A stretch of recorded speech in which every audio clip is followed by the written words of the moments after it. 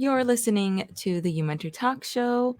I'm your host, Fatima Al Sayed. On this weekly talk show, we invite experts to take us through their journeys as their professionals in their fields. Remember, if you have any questions for us, leave them in the comments section, or you can ask your questions on our Inspire platform. On today's show, we would like to welcome Huda Jaffer. Huda is the digital content writer for the Imam Mahdi Association of Marajea. It's a nonprofit organization that seeks to provide religious education for Muslim Americans. Huda is going to tell us about her journey through mental health, through using wellness and exercise, and to fulfill her emotional growth and her mental growth and her physical growth. So we're gonna go through a very interesting and personal journey today on this show, which I'm so thankful for. Let's welcome Sister Huda. Assalamu alaikum. Assalamu alaikum, Sister Fatima. How are you? Good. How are you? Good, alhamdulillah. Thank you for having me on the show. Oh, it's my pleasure. I think today is going to give a lot of insight into, a lot of things that we go through as youth and as well when we grow up, right? There's so much taboo around these kinds of issues, and I'm so grateful that you're here to speak about these today. Thank you. I'm I happy to think be it's going to benefit our youth a lot. Thank you. here. No problem. Thank you. So we can start off by just telling us a little bit about your uh, educational career, and then we'll go from there. So, can you tell us about your career background? Okay, so I did my bachelor's in English and middle. I did a minor in Middle Eastern Studies, Hmm. and then after I finished college, my college experience wasn't like I wasn't like part of anything or anything. It was just school, and I used to go back home and I said, but I was a good student. I worked hard, and after that, we went to me and my husband. We traveled to Iraq. He was studying in the religious seminary there, Hmm. and I did take a few classes there too as well. And when I came back, I currently work as a digital content writer for the Imam organization, and yeah. Can you tell us what a digital content writer is? They write. We write like blogs and articles and things like that to be published on the website. And what is your writing? I write about things like religious things that can educate the youth. And Mhm. stuff. Yeah, so I feel like growing up, we had learned our religion through fear. We like learned about like how God is so mad at you all the time. If you do this, Mhm. God will like put you in hell and things like that. And but in fact, it's not like that at all. God is not there to He's not out there to go and like punish us. And I feel like the youth should know that. Like God is so Mhm. merciful. He's there to help us all the time. And so I write that things like that. So what is your message to our youth? What is the thing that you always want to portray? Um, keep God keep God in every step you take. Think about God in every step that you take in life, anything, because He is there all the time. We need divine help to even like take our next breath. Mhm. So keep God in front of everything that you do. As That's a writer, it can be difficult for you to find, what your passion is and what you want to write for. It's amazing that you found that sort of your niche, right? How did you yeah. find this opportunity at the Imam Mahdi organization? So after having kids, I have a lot of anxiety leaving my kids. I wouldn't have gotten any job. I would have stayed at home and taken care of my kids. I think every mom can understand that.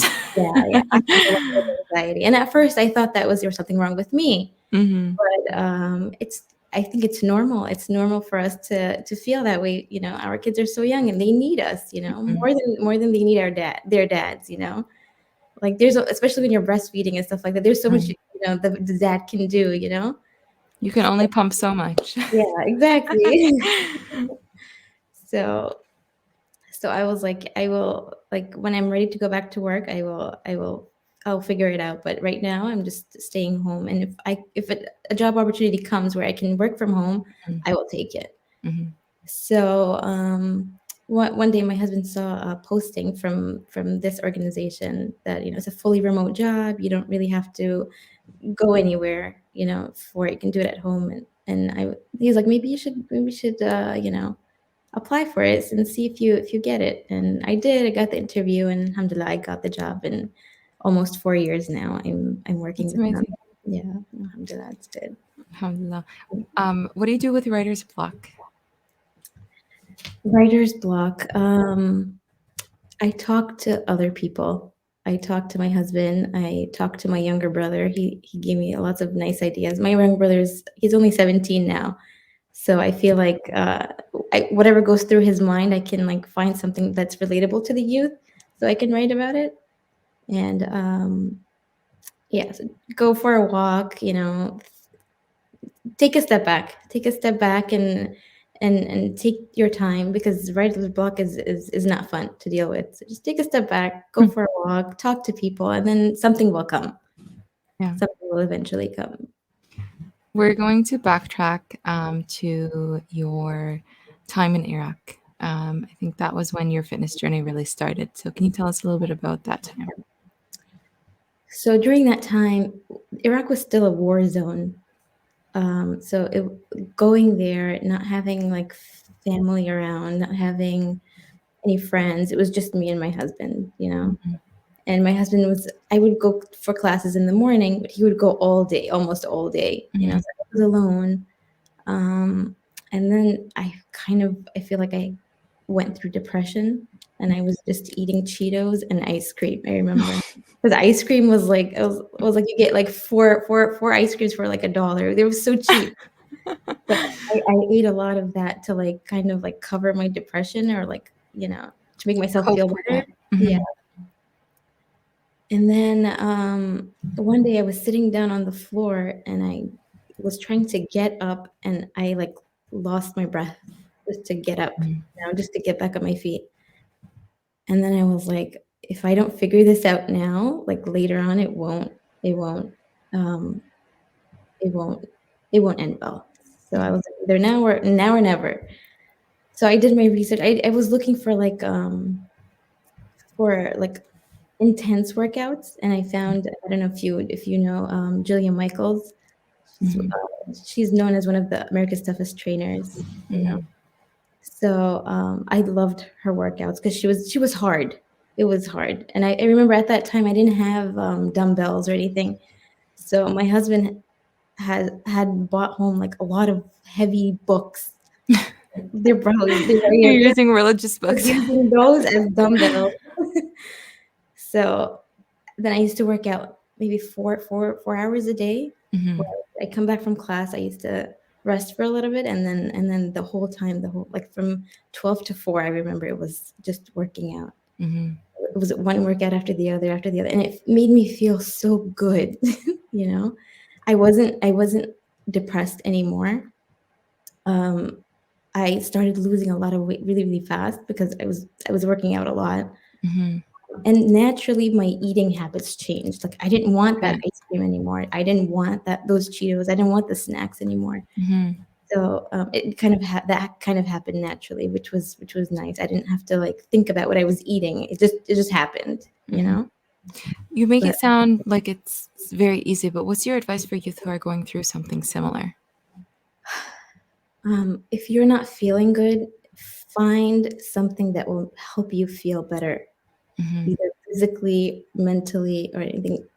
Try to find that one thing that will help you feel better about yourself, or feel better about, mentally, whatever's going on in your mind. There is always something. Yeah. So whether it's going for a walk, whether it's writing, whether it's talking with friends, there is something that will make you feel better, and you just have to search for it, and you will find it. Inshallah. Mhm. And this takes us into your marathons. Yeah. So there was a lot that went on in your life at this time. So can you tell us a little bit about your experiences with COVID, and how that led you into the New York City marathons. So, my first half marathon was about 5 years ago. Mm-hmm. Um, a friend of mine, she knew that I was working out regularly and stuff and things like that. So she was like, "This will be really good if you go and do this. Like you're already working out. You're like halfway there." And Mm-hmm. I was running, like running is not like a that's not like my thing, you know. She's like, no, she's like, please just do it, you know, train for it and then do it. So like, okay, fine. I trained for it. It was the first time I was running. So I was running like 1 minute, 1 minute walking, 1 minute running. That's how I started. And then slowly, I trained for it. I got through the half marathon. And then I was running, you know, here and there, you know. And then come 2020, when COVID hit really badly here, um, my mom, she got COVID from one of her doctors, Mm-hmm. and she um, she she passed away alone, so we could not even see her. You know, we were not able to like say our goodbyes. You know, nobody was there to hold her hand, and we it was hard for us to process all of it because she was in the hospital. Like she was in the hospital. She was after like maybe a few days. She was put on a ventilator, and that was it. You know, it wasn't There was no expected. connection. Yeah, we were in total shock, Mm-hmm. right? And then after when we got the news, what do you do with that? Mm-hmm. You know, like How do you process it? yeah, like she was fine. Like yesterday, I talked to her Mm-hmm. yesterday. You know, like and she was fine. She had you know, a bad cough and stuff, and then during that time, all the mosques were closed, so we weren't allowed to like do the washing ritual Mm-hmm. you normally give after someone passes away. Yeah. So I went. I went with one of my mom's friends. We Mm-hmm. went and we did it. And normally when somebody passes away, the doctors usually keep a name tag on the foot of the deceased. And I remember going to the room and I was scared to look at the name tag. I was like, you Mm-hmm. know, I was praying that the doctors had made a mistake, Mm-hmm. you know. But unfortunately, it they did not. And then I remember holding her, like, okay, like you know, like wake up, it's time to go, you know, like you're not supposed to be here, you It's the know. initial shock of it. Yeah, Yeah. like none of that felt real, you Mm-hmm. know. And then so there was that. And then like I'm the older daughter of in my family, so I feel like as an older daughter, we kind of feel responsible for the rest of the family when something like this happens. Mm-hmm. And like I hated seeing the way my dad was, the way my siblings were, you know, that was very hard. And then my kids were home. We were on a lockdown. So usually when something like this happens, like The community comes together. community comes together, people come to visit you and Yeah. comfort you and stuff like that. And it was very lonely, you know. Mm-hmm. There was nobody could come. I was scared to even like hug my siblings because like maybe I had something I didn't want to give it to them, or maybe they have something. I have two kids at home. I'm scared to like Yeah. yeah. And then and we were on lockdown. I was a mess. Couldn't process all of this. I didn't know what was happening. And then my kids were like keeping their distance from me because you know, they were like, what's going on with her? You know, like she's always like sad and crying and stuff like Mm-hmm. that. Like, And they're too young to process, right? yeah, they're young. So all of these things, like nothing made sense, you know? And I was not doing okay. Like mentally I was not okay at all. I was done. I could not sleep at night. I was scared, you know. I was always hoping that this was all the dream, you know. Like sometimes I would be like, you know, like am I like really living this? Yeah. And then so I just used to get up in the morning and I used to run. And I was running away from this nightmare. I was running away from the responsibility that I had now. I was running away from my kids who were like if they're on lockdown, they're going crazy because they Yeah. can't see anyone, and they're driving you crazy at home too. I'm sure every parent knows, you know. So, but I used to come back and I felt good. I felt much better than, I felt better. I feel like I could think, I can process what's going on. So, and then I just got addicted to it. And because of that feeling that you That get, rush. yeah. And then you're just okay. You're just better. You're better mentally, And then when you're better mentally, I feel like you're just a better mom. You're a better wife. You're better to your own self. And that's so important. You really have to take care of yourself first Yeah, before you can take care of everyone else. exactly. If you're not okay, no one's gonna be okay. So you Mhm. have to make sure that you have to always put yourself first, especially when going through something like this. Yeah. What did you do on your runs? What was the thing that helped you get everything out? Sometimes I would run. I would think about what happened, and then sometimes I ran for like 10 miles and I cried the whole way. Mhm. Sometimes I screamed, in the middle because it was too much. Mhm. And sometimes I used to imagine my mom at the end of every run, at the end of the finish line, like saying, "Look, good job, you did it." Like especially during the harder runs, Yeah. like running 10 miles in like 18-degree weather. That's not easy. Mhm. It takes a lot. So I used I to come can't home. when I'm going up the stairs, so. Yeah, yeah, it's a lot. It's a Yeah. lot. Yeah. So I felt like, and then when I used to come home, like, I didn't think it was a big deal, like running, like, X amount of miles. And I didn't think it was a big deal. But then, like, my husband was like, wow, that's pretty cool that you did that. And then I used to think, like, oh, yeah, that is pretty cool. That is a lot. Yeah, that's cool. Like I just ran like 13 miles in like 10-degree weather, Mhm. it's nice. And then, um, after I was doing a lot of this, my husband was like, maybe you should, this year, the New York City Marathon is virtual. You don't even have to. Anybody can get into it. You just have to think. And I was like, 26.2 miles. That's a whole lot of miles. Like, how can I do that? And he's like, you're already halfway there. And I was like, wow, he's right. I am like halfway there. Mhm. So I signed up for that, and I did that. The, I trained for that for about 3 or 4 months, Mhm. and I did it, and it was the most incredible run of my life. It was How so good. how do you prepare and train to run a marathon? So you have to do cross training, and then you have to do a lot of long distance running to make Mhm. sure that your body can handle the long distance. Yeah. Can So you tell us a bit more about like specifics that you do if someone is interested in um, doing a marathon? Yeah, so there's a lot of cross training. You have to do a lot of strength training to make sure that your legs have to be strong for them to like get through the distance, right?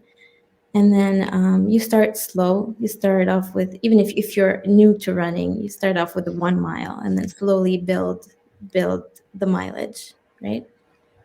So yeah, so and like have 1 or 2 days where you do very long runs, Mhm. like it could be 10 miles, half a marathon, and then slowly. Then by the end, by closer to the day of the marathon, you'll see that it gets even to 20 miles that Okay. you have to train for. Yeah. It's a lot of time, a lot of Yeah. effort and stuff. Yeah. Yeah. So, um, But like you said, you start slow and then you slowly exactly. build up. You can't just run 26 You can't miles just right away keep going and run a and half decide to run. marathon. Yeah. It doesn't work that way. Yeah. Hmm. So yeah. You're using your runs to raise money for charity. Can you tell us a bit about that? Yeah. So when I was looking to enter the New York City Marathon, um, I couldn't get in because you had to have run a few I know when we hear our children, we just can't think anymore. I know. sorry. That's completely fine. Yeah. To um, enter the New York City yeah. Marathon, especially this year because last year was virtual.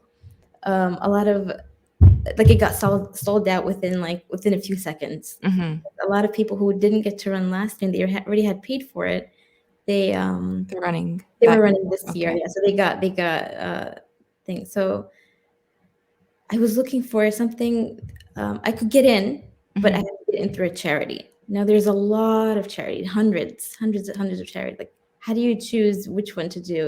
Which one to go with? So I found one.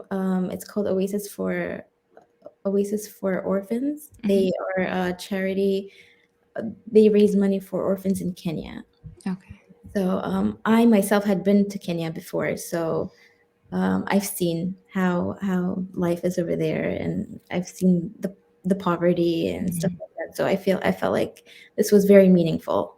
The work that they do was very. I read about it. I saw pictures, so it was Hmm. very nice to see. Yeah. So I was like, okay. I reached out to them. I said, I'm interested. It's like, okay, you have to raise $3,500, and I told my husband, I was like, $3,500. That's a lot for how can I like advertise this? And he's like, just use your social media. I will help you and Hmm. things like that. So like, alhamdulillah, like I raised the money, and I got in this year, and it was amazing.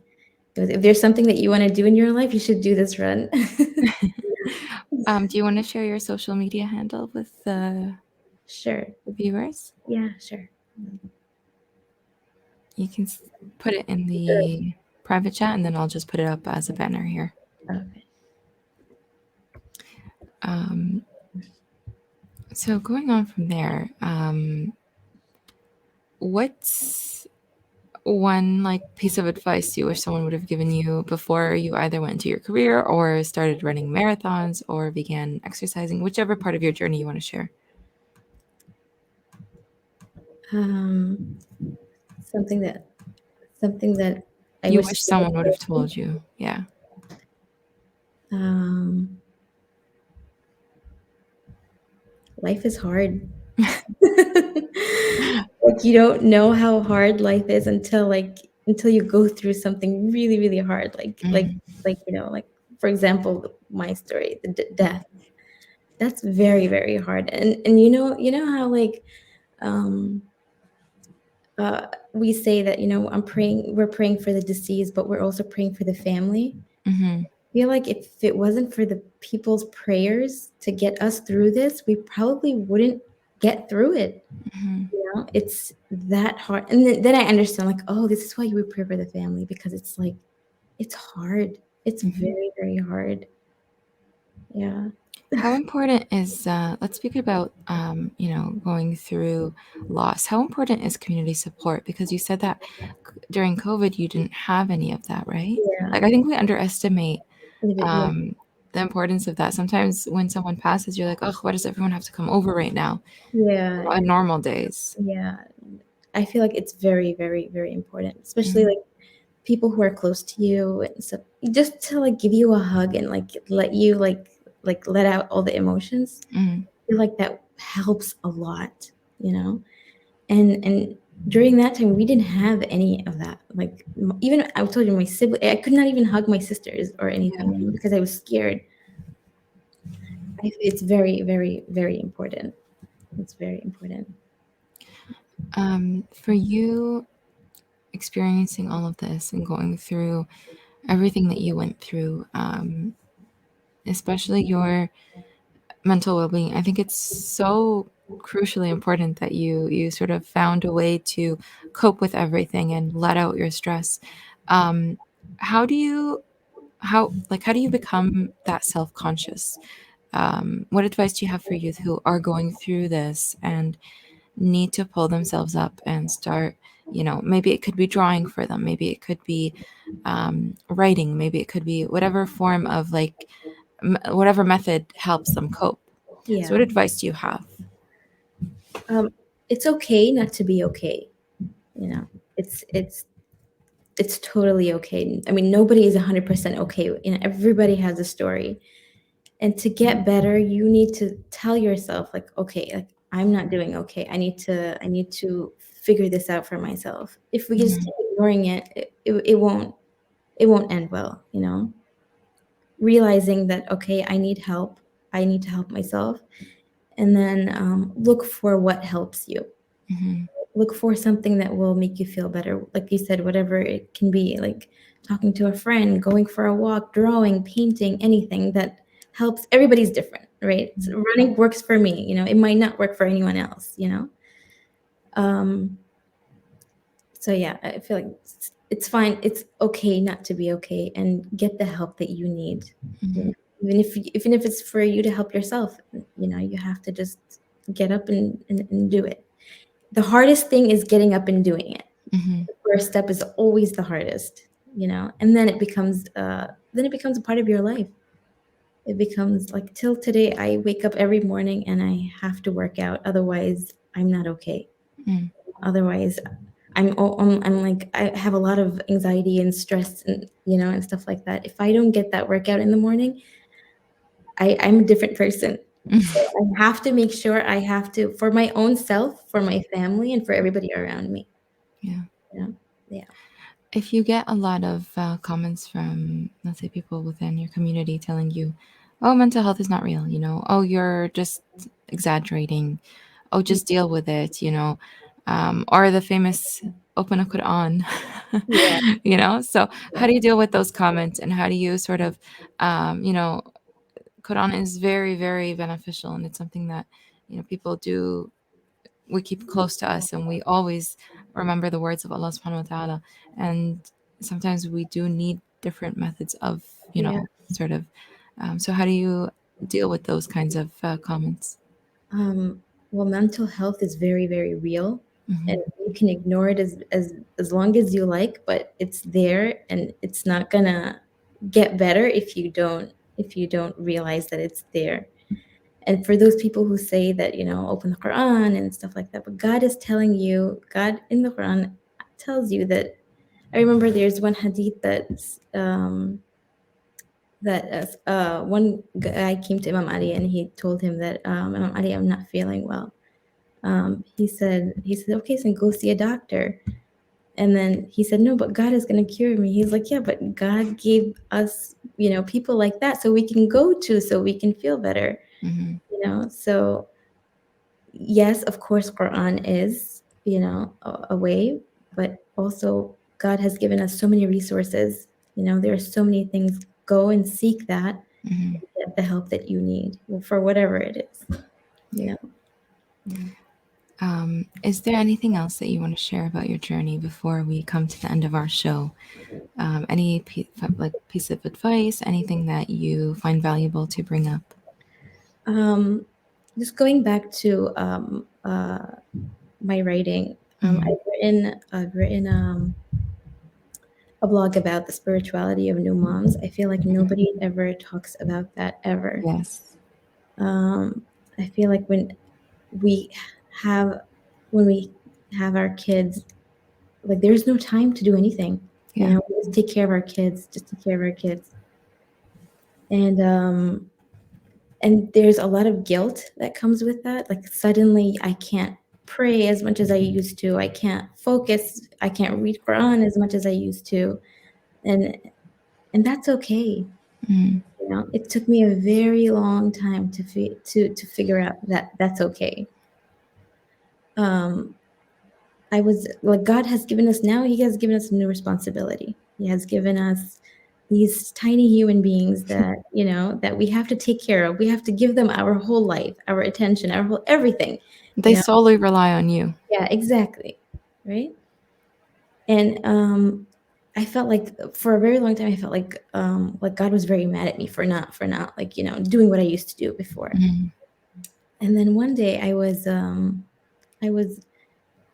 I make my I help my daughters memorize a lot of Quran, Mhm. right? So I was pushing my daughter on the swing, and we were repeating one chapter of the Quran, repeating it, repeating it, and then I realized I'm this is the way I can get through This is a form of ibadah. spirituality, right? Mhm.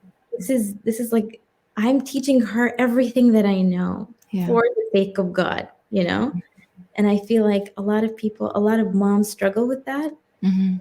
It's okay not to go to the mosque. It's okay if you want to sleep early because you're tired because you had to take care of your kids. it's all okay. And I feel like a lot of people in our community, they make you feel guilty Yeah.